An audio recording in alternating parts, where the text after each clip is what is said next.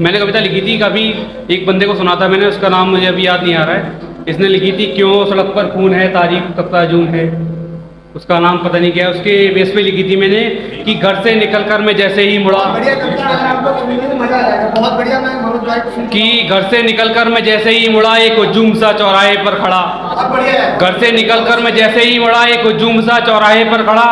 कुछ खड़े थे युवक, कुछ खड़ी थी युवतियां, डांट कर गिनवा रहे थे किसी को उसकी गलतियां। डांट कर गिनवा रहे थे किसी को उसकी गलतियां। कुछ डरा रहे थे, धमका रहे थे, डरा रहे थे, धमका रहे थे, कुछ तो हाथ उठाकर चिल्ला रहे थे।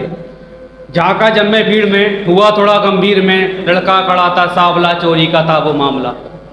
लड़का खड़ा था सांवला, चोरी का था वो मामला। वो खड़ा था साइड में, कुछ कम था मुझसे हाइट में। वो खड़ा था साइड में, कुछ कम था मुझसे हाइट में।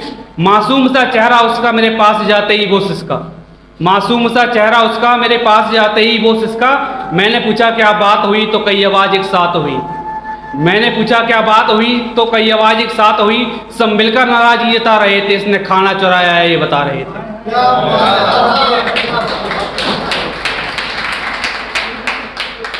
मैंने पूछा बच्चे से क्या इन्होंने सही कहा।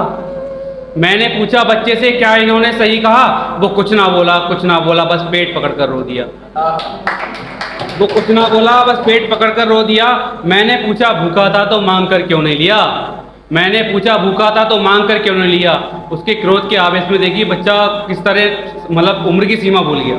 कि मैंने पूछा बच्चे से क्या इन्होंने सही कहा। वो कुछ ना बोला, बस पेट पकड़ कर रो दिया।